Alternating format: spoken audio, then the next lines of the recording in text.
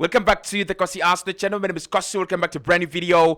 Arsenal have decided on who they're going to sign as centre forward this summer, and it is very clear it is VIKTOR GYOKEREZ. Fabrizio Romano yesterday confirmed that, guys, keep your eyes very open on the VIKTOR GYOKEREZ story. Arsenal are progressing on the deal. Arsenal are working on this deal, and everything is going through smoothly as the Benjamin Sesko deal is becoming more and more complicated. So in this video, I want us to separate facts from fiction. Why don't we have the here we go yet? Yes, it's Arsenal trying to sign GYOKEREZ. Where are we? Have we agreed the price for the player?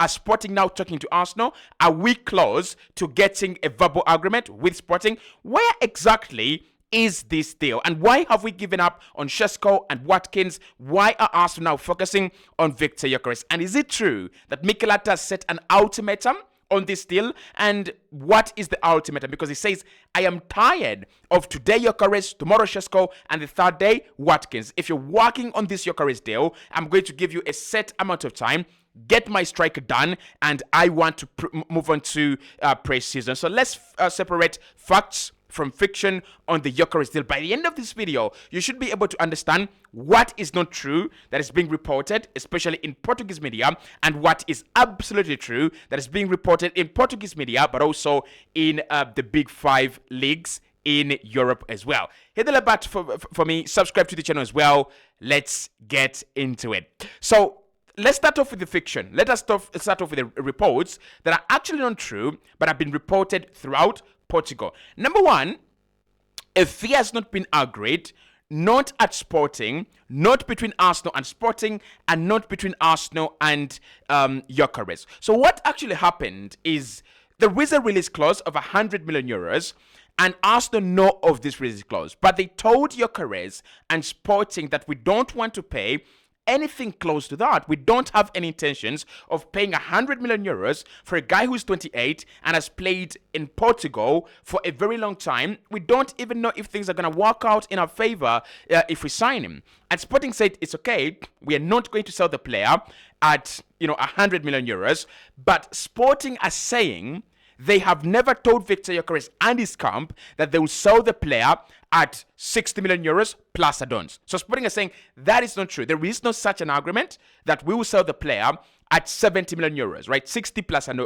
10 in add-ons. He will not leave for that fee. So we don't have a fee agreed yet. But to make matters worse, we don't have a fee agreed internally at Sporting. Sporting know they want more than the 70 million euros, but if they have to rework the whole release clause, that means that they have to rethink the whole structure of the deal. Yes, if he's going to go for 70 million euros, what is the structure? If he's going to go for 80 million euros, what is the structure? And that's why Fabrizio reported yesterday that Arsenal were waiting for talks to progress between the agent of the player, that is Sentikaya, and Sporting. They're trying to understand what is the final price that this club Arsenal are gonna pay, and what is the structure. The moment Sentikaya brings that information to Arsenal, boom, we are gonna get a bid. So that takes me to the next point, which is 60 million that has been reported is not acceptable. And this has been, we know this because the president at Sporting has come out and said anyone that is reporting to Arsenal, to Manchester United, to Juventus that we shall agree to sell the player at 60 million, you are kidding. We are not accepting that, right? And what will be required at the moment has not been clarified, but talks are ongoing between the agent of the player, his name is Sentikaya, and Sporting in order to resolve that problem as well. Now, the other lie, and this was being, proliferated by, the president of Sporting CP himself, is that Sporting don't need to sell. Well, the truth is Sporting need to sell. There is no way Sporting are going to turn down an opportunity to get 75 million euros. You're not Madrid. You're not one of the most profitable clubs in the world. Of course, you need to sell. We know the model of Sporting. We know the model of Benfica. We know the model of FC Porto. They run their models by selling one good player once in a while. Now, what the president of Sporting was saying is we don't have to be desperate to ship out all other, every other talent that we've got, right? So And that is true because you look at the last 5 years, they've kept Osman Diamonde there, they've kept Goncalo Inacio there, and now Gyökeres is one to to keep your eyes on, but it's been kept there.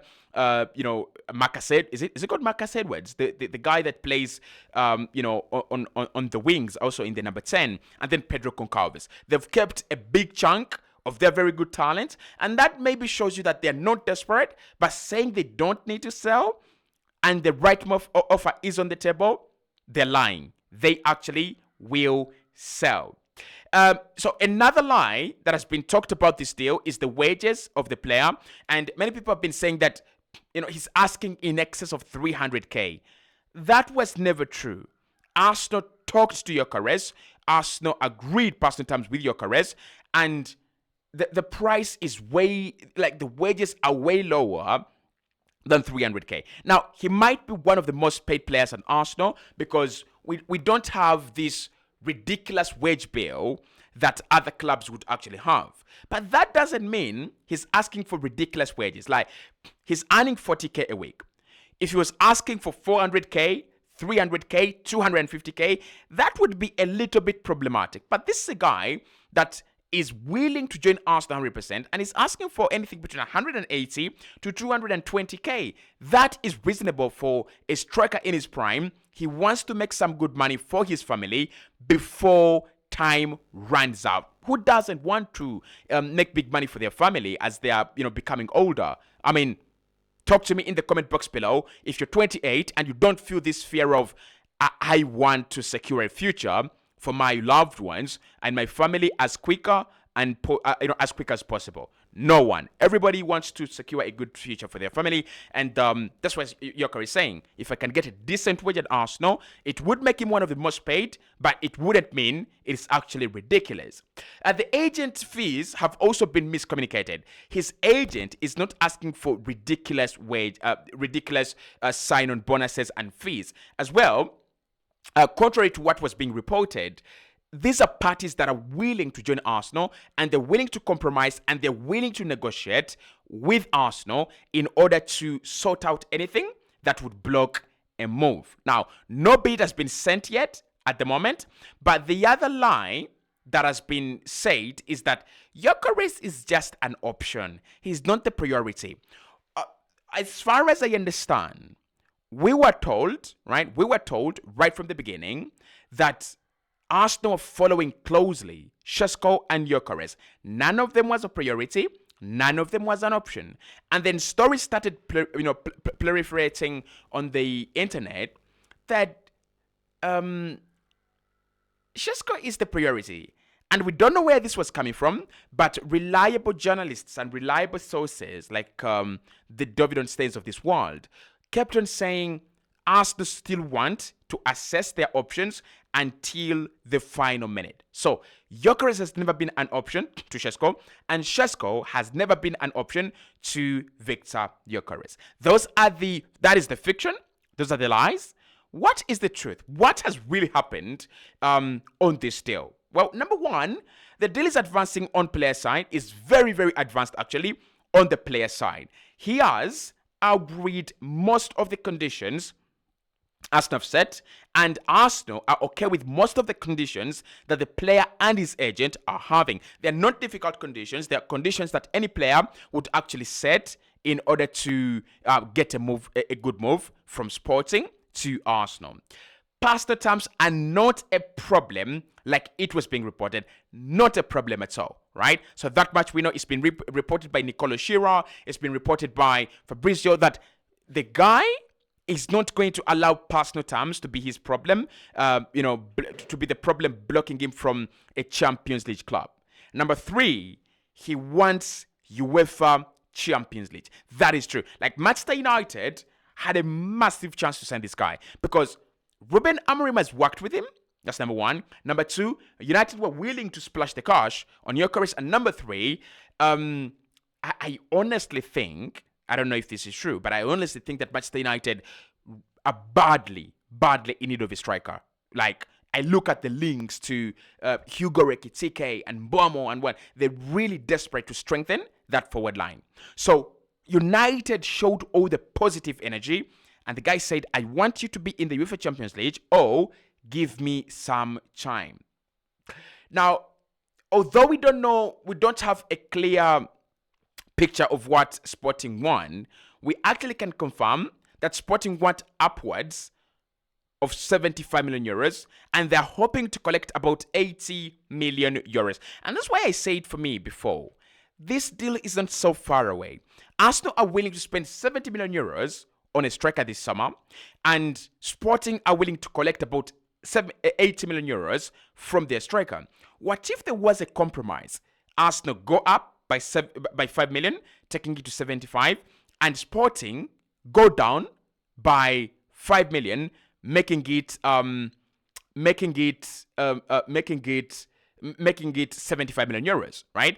I think we can agree a deal to sign GYOKEREZ for 75 million euros. And maybe the devastating picture for Arsenal here would be we always wanted to maintain our position that a striker will arrive for less than 75 million euros. But let's see what happens. Sporting are hoping to collect about 80 million euros. It's also true, we know that Arsenal will not be spending anything upwards of 70 million euros on a center forward, especially if it is GYOKEREZ and Šeško. There are stories that are saying that Arsenal might go lower than 70 million euros and try and persuade Oli Watkins, or go higher than the 70 million euros and try and sign Hugo Ekitike. That story came from the Bild, and Sami Makbo was saying, well, Arsenal are looking at Watkins, who would be a cheaper option, a cheaper deal, and would allow them to spend in other areas. Now, what I think about here is that Mikel is like, I have Kai Havertz already. What if I had an experienced Oli Watkins join the team? He would cost a little less than, all these other strikers. And in the end, I can spend a lot more money on my left winger, on my right winger, and also on Eberechi Eze. Right? So let's wait and see what happens out of there. At the moment, it is true that GYOKEREZ is far ahead than Šeško. So that is true.